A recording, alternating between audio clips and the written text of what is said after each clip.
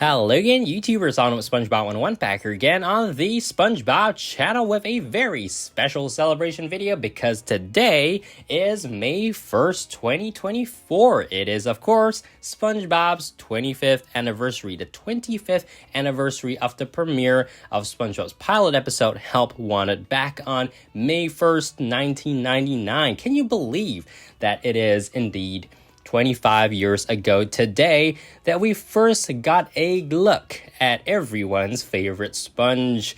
So whatever you guys think of SpongeBob, I mean, obviously I'm a fan. I've been a fan for, well, over 18 years at this point. So, you know, I've been a fan for as long as the channel has existed, at least this channel, I mean.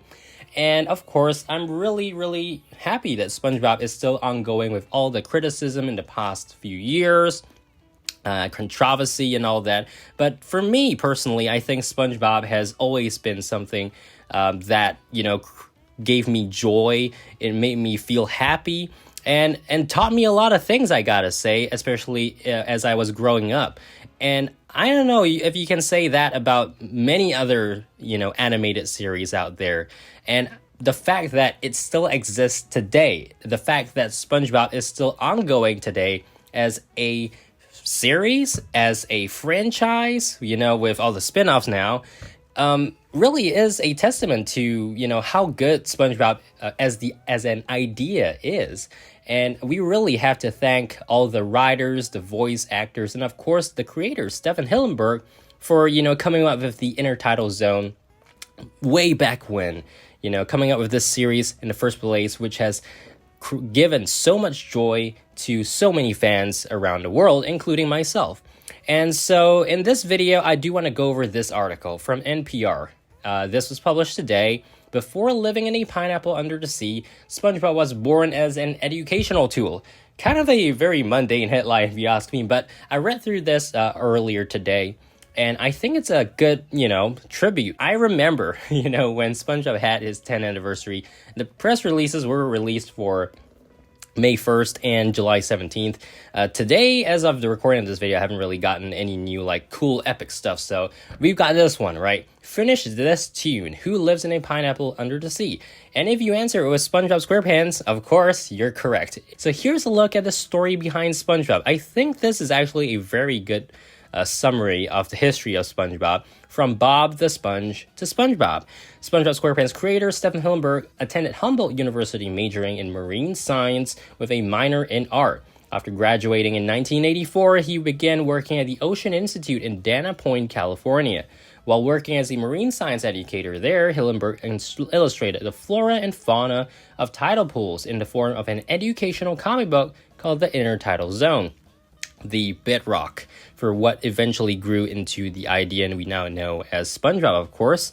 And of course, the character here, Bob the Sponge. If you guys didn't already know, this comic book is now available in the public domain, surprisingly. So yeah, you guys can actually search up the internet for it. I'm not going to go through it. I may if you guys want me to, but not for the purposes of this video. So he eventually enrolled in the California Institute of Art's experimental animation program, and he gained more animation experience. Of course, he was hired as a director on the Nickelodeon cartoon Rocko's Modern Life, which aired from 1993 to 1996. And along the way, he was encouraged to turn the Intertidal Zone into an animated format, something he could pitch to Nickelodeon. Speaking to NPR's Morning Edition in 2001, Hillenburg said he worked to develop his character's design and personalities, including Bob the Sponge. Quote, "It wasn't until I drew a square sponge, like a sink sponge, that it really seemed to fit that character that I was looking for. The innocent, squeaky clean, I guess you could say, that square peg in the round hole." After approving Hillenburg's pitch, Nickelodeon set up SpongeBob SquarePants to be the network's first Saturday morning cartoon. So, can you imagine what Stephen Hillenburg would have thought at that point? I'm pretty sure he wouldn't imagine that this would be a 25-year-long series that is still ongoing. Fun for all ages leads to a multi-billion-dollar franchise. It first aired as a preview after Nickelodeon's Kids' Choice Awards on May 1st, 1999. Speaking of which, we are having ours for 2024, I believe, on July 13th. So SpongeBob's going to be playing a role in that because of the 25th anniversary, and we haven't got really much any details about it. So hopefully Nickelodeon does talk a little bit about that very soon.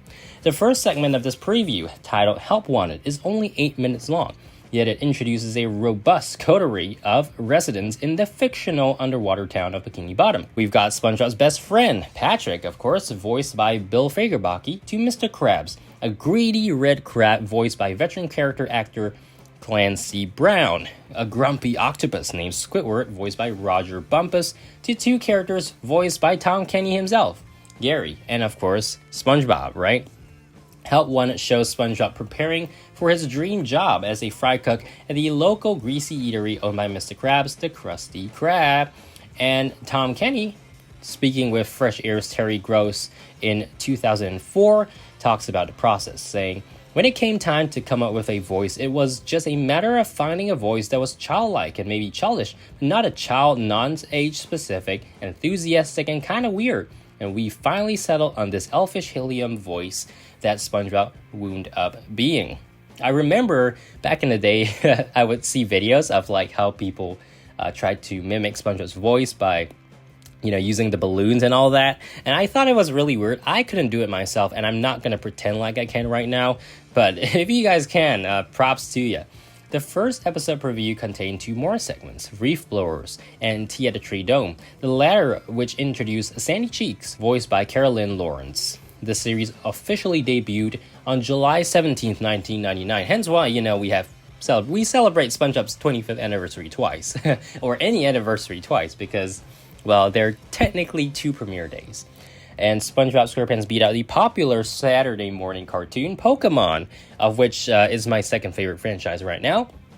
SpongeBob only grew in popularity. In 2004, its first theatrical release, the SpongeBob SquarePants movie grossed $141 million worldwide. I'm not sure if I explained to you guys on the channel before how I got acquainted with SpongeBob as a series, and it is this, the SpongeBob SquarePants movie. It was the biggest thing back in 2004. Or early 2005, and because of that, my parents actually bought me 2 SpongeBob VCDs, video CDs, Christmas and SpongeGuard on Duty, and I was hooked. And for some reason, my parents allowed me to watch it because, the show wasn't offensive or anything, so it was just silly, funny, and I really liked it. So that's basically how I got my start with SpongeBob.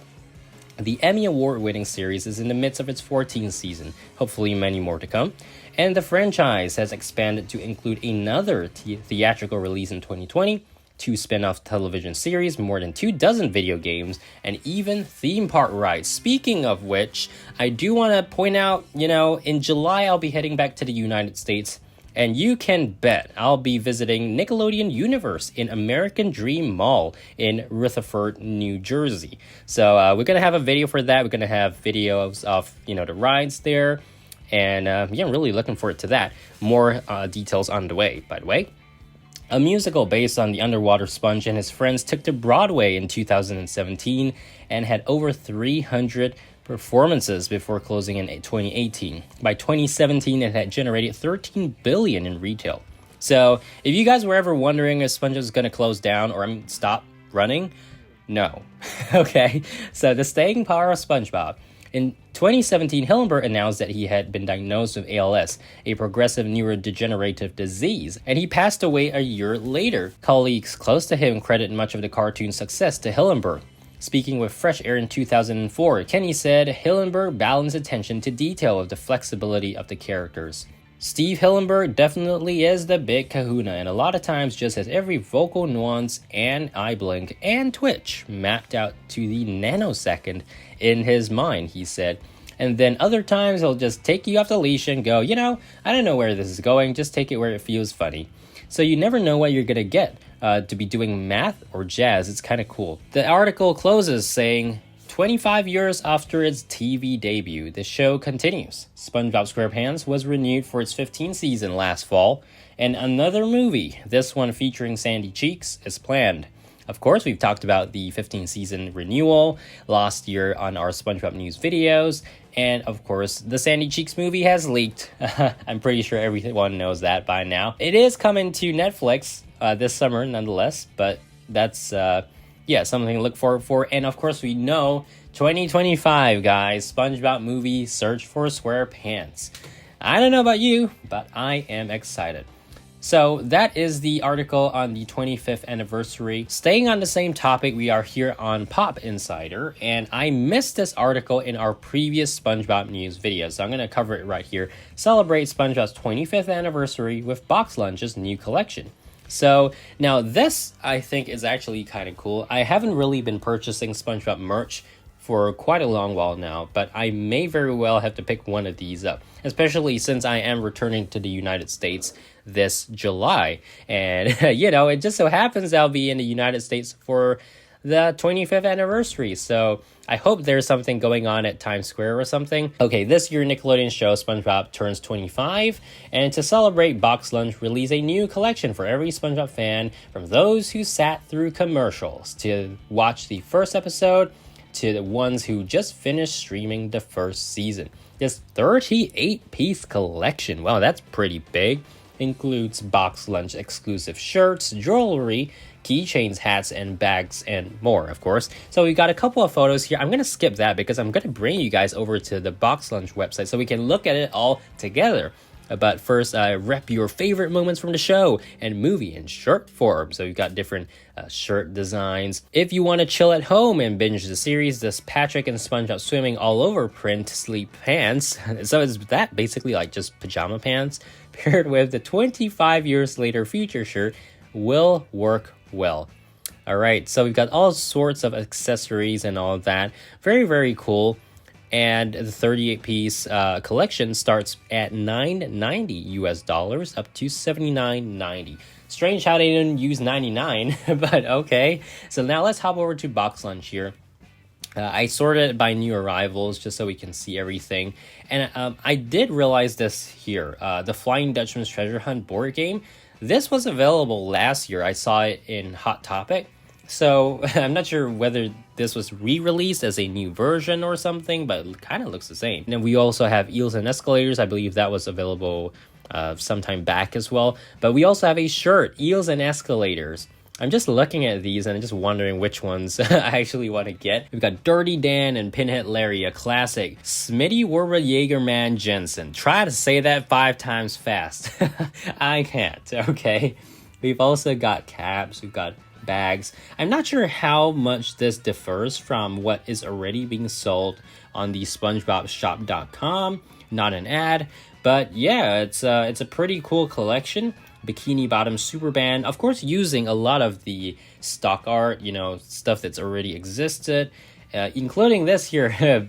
Gary the Snail in the Great Snail Race. A whole bunch of stuff is available on Box Lunch. Again, it's not an ad, but if you guys are looking for, SpongeBob clothing and accessories and all of that, I'll link this website in the description box below. Next up, we're back here on NickLive.net because we have a first look at Nickelodeon's SpongeBob 25 logo. The article states, Nickelodeon's beloved animated series SpongeBob SquarePants is celebrating its landmark anniversary this year, with Nickelodeon planning lots of events, both off and on screen, for fans around the world to mark the occasion.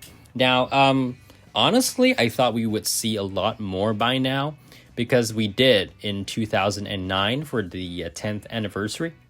Not so much for the 20th anniversary back in 2019. But I was really expecting more hype to be made about SpongeBob as of this point. Maybe even today we'll see something later.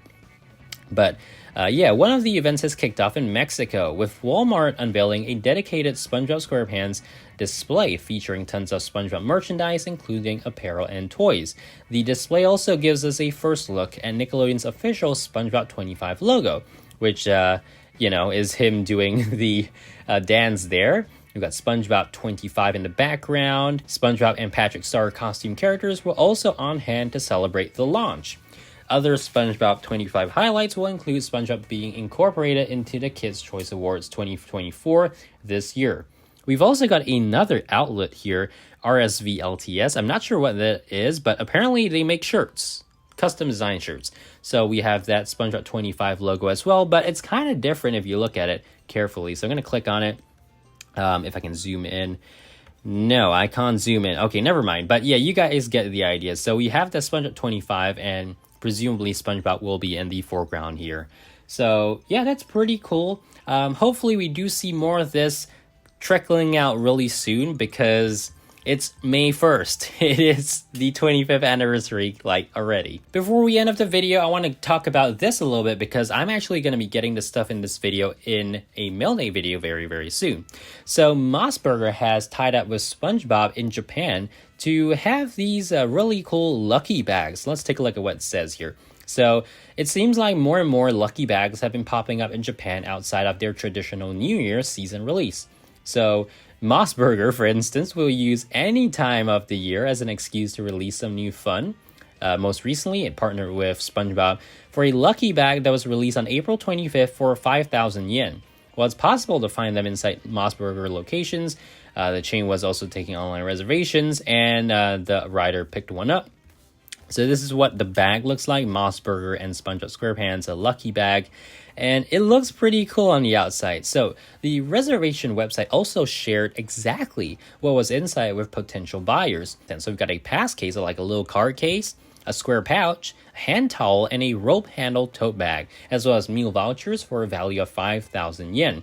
So of course you're paying 5,000 yen for the vouchers, and then you get the extra SpongeBob stuff for free, essentially. So you can see an example of this right here. There are the pass holder, the pouch, the towel, and then the largest thing in the background there, of course, is the tote bag. The article does show like exactly what the items are.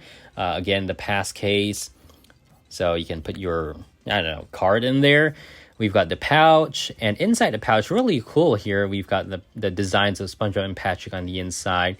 And it's not too big as well, as you can see, facial wash bottle or tube there. A hand towel is a 100% cotton towel. Okay. More importantly, though, the design is pretty cool. And then the rope handle tote bag is the most exciting inclusion, according to the author here.